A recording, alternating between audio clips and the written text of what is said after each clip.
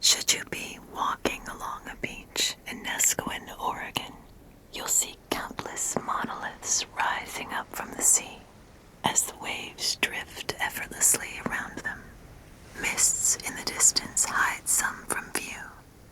Others sneak out of the fog, seemingly dancing in the sea spray. Those closest to you let the waves explore their bases, rooted deep below the mud and the earth.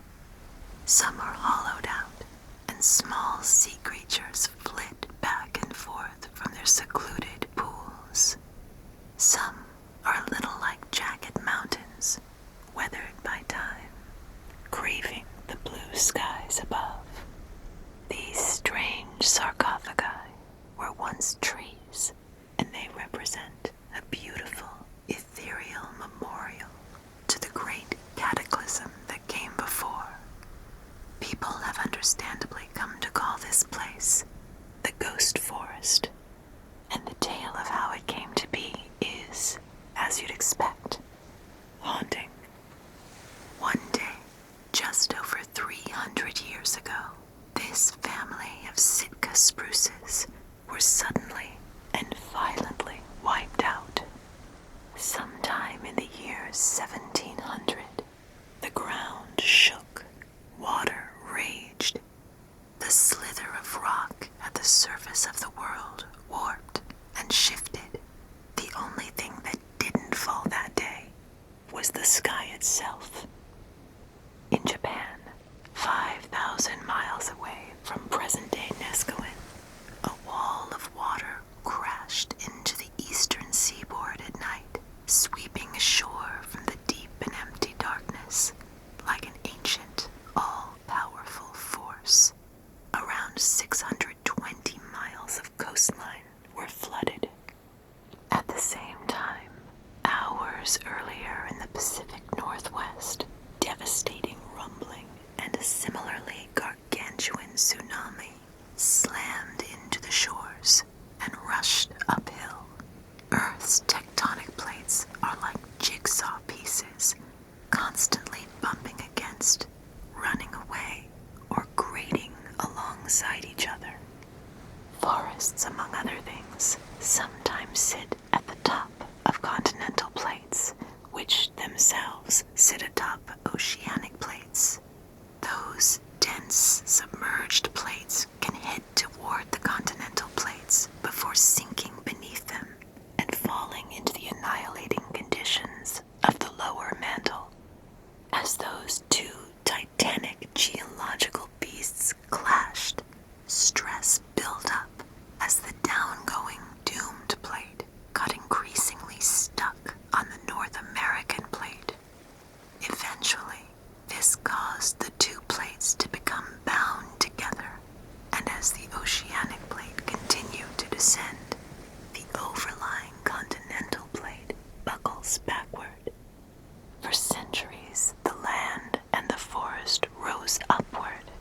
The seas receded, and for a moment, a blink in geological time, there is ascendancy. Then, when the stress became too much to bear, a cataclysm unfolds.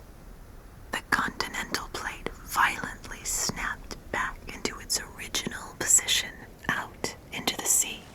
The earth shook as all that pent-up energy was suddenly unleashed. Like a gigantic slinky toy, the sea was pushed both outward into the Pacific Ocean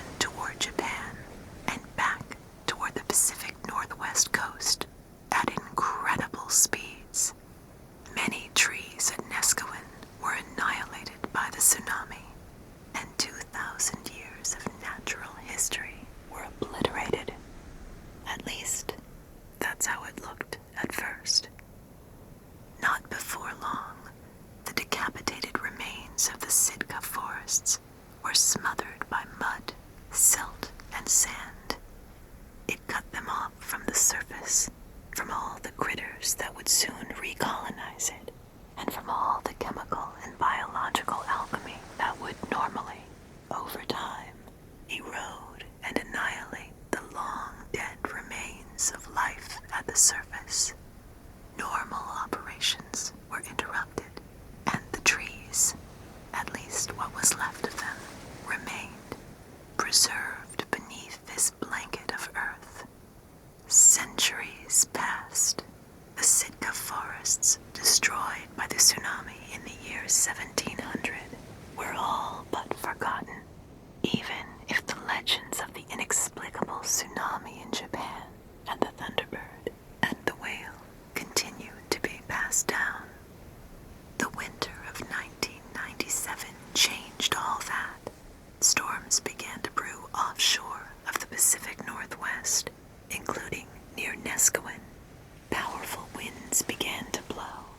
They crashed into the shore, carving up the beach like a gigantic shovel, flinging debris and mud and earth in every direction.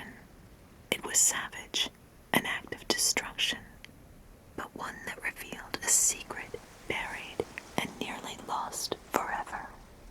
Forests live and forests die, and their deaths can range from the prolonged to, in this case, the sudden and dramatic. If the sun sets at just the right time, and there are enough clouds in the sky, and plenty of mist resting just above the sand, the air turns purple. Today, Neskowin's ghost forests are nothing short of jaw-dropping. At the break of day, the sun shines on the diamantine waves that drift around the frozen remnants of that fateful day. As the sea gently crashes into them, they remain silent, gazing up into the fires of our local star, or perhaps looking up at the billions of more distant stellar